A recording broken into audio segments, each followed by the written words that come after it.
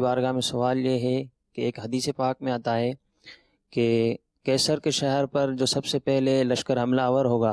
اس کی مغفرت ہو جائے گی، اور یہ بھی کہا جاتا ہے کہ یزید اس لشکر میں شامل تھا، تو اس بنیاد پر یزید کو اچھا جاننا کیسا ہے؟ دیکھیں، یزید کو اچھا جاننا، اور بعض لوگ یزید کو کھلم کھلا آج کے دور میں خصوصاً سوشل میڈیا کے اوپر جو ہے وہ اچھا کہہ بھی دیتے ہیں، اور بعض تو اس کے ساتھ تعظیم کے القاب بھی لگا دیتے ہیں، حالانکہ یہ سخت ممنوع اور غلط بات ہے کہ یزید کو اچھا کہا جائے۔ سب سے پہلی بات تو یہ ہے کہ احادیث طیبہ کے اندر یزید کی مذمت موجود ہے۔ مسند ابو یعلا، مسند بزار وغیرہ کی حدیث پاک کے اندر موجود ہے کہ نبی کریم صلی اللہ تعالیٰ علیہ وآلہ وسلم نے ارشاد فرمایا کہ لا یزال امر امتی قائما بالقسط، کہ میری امت کا معاملہ بالکل درستگی پر، انصاف پر قائم رہے گا، حتیٰ کہ اس کو بنی امیہ کا ایک شخص جو ہے وہ ڈھائے گا، تبدیل کرے گا، اور فرمایا کہ یقال لہ یزید، یزید کہا جائے گا اس کو۔ تو اب نبی کریم صلی اللہ علیہ وسلم نے خود نام لے کر اس کی جو ہے وہ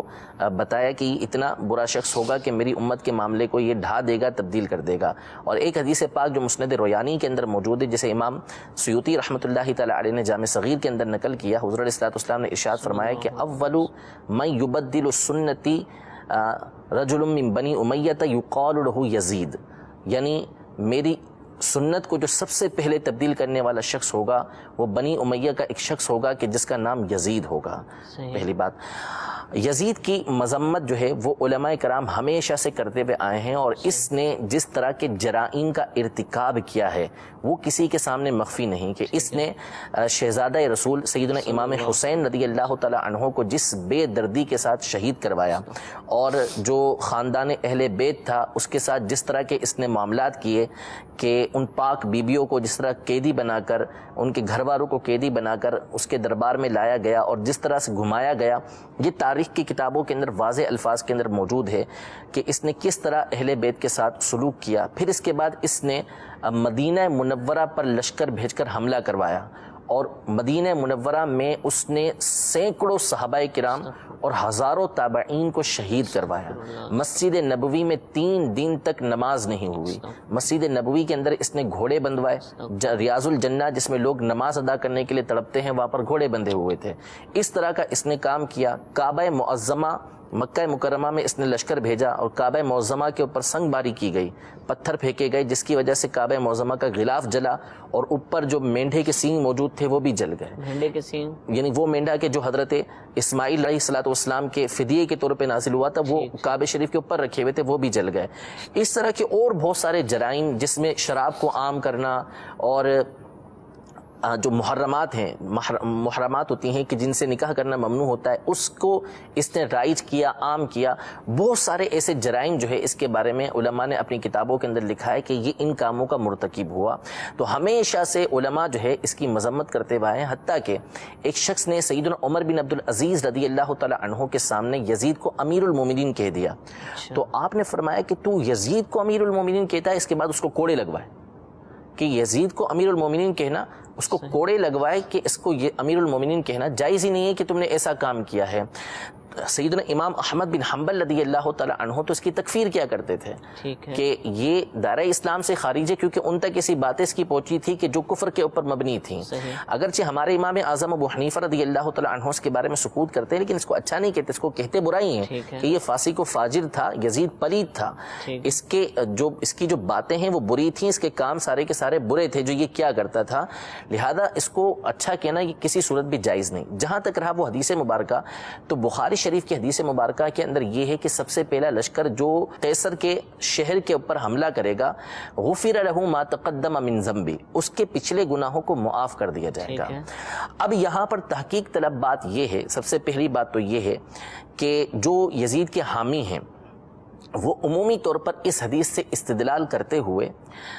یہ کہتے ہیں کہ یزید اس لشکر کے اندر شامل تھا۔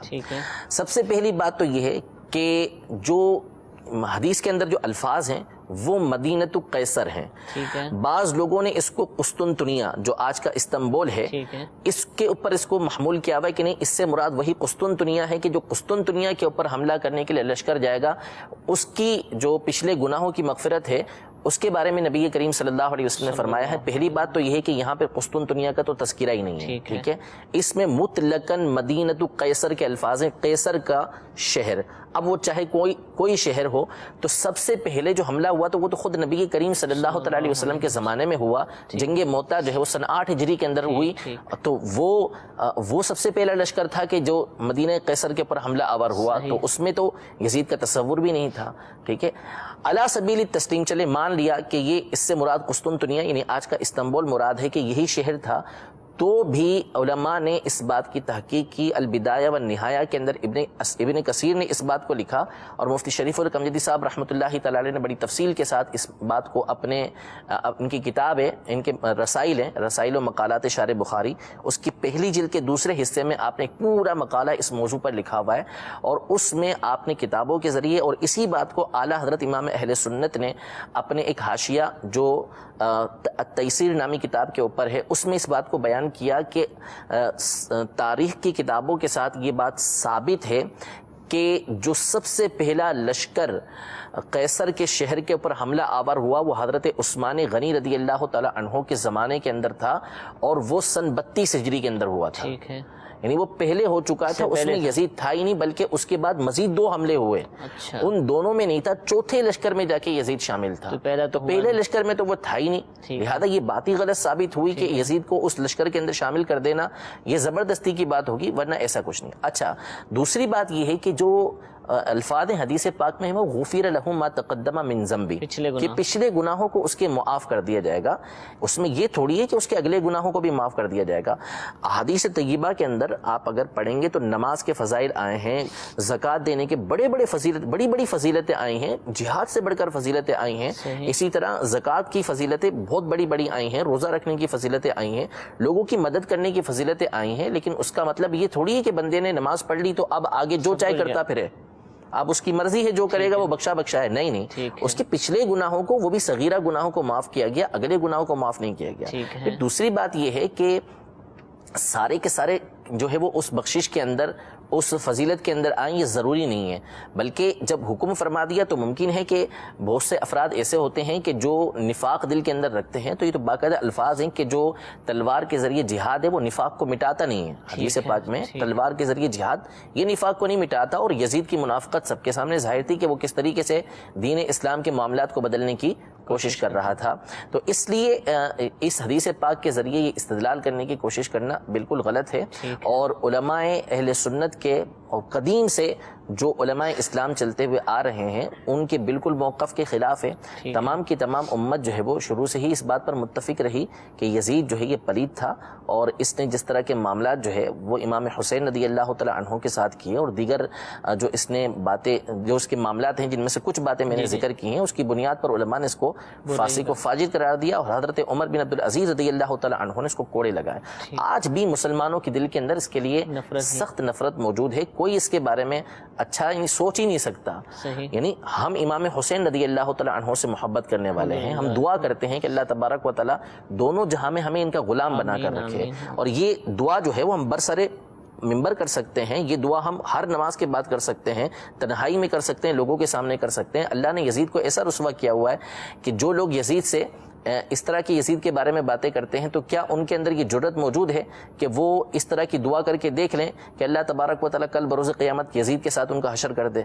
تو یہ خواہ خواہ کیا اسلام کے اندر رکھنا ڈالنے کی کوشش کرنا ہے، ورنہ یزید کا جو معاملہ ہے اس کے بارے میں یہ خود جو ہے اس بارے میں تذبذب کے شکار ہیں، ورنہ ان کو چاہیے کہ دعا کریں کہ جس طرح اہل سنت دعا کرتے ہیں کہ اللہ تبارک و تعالیٰ ان کو امام حسین کے غلاموں میں اٹھائے، تو یہ کہہ دیں کہ اللہ تبارک و تعالیٰ قیامت کے دن ان کا یزید کے ساتھ حشر کرے۔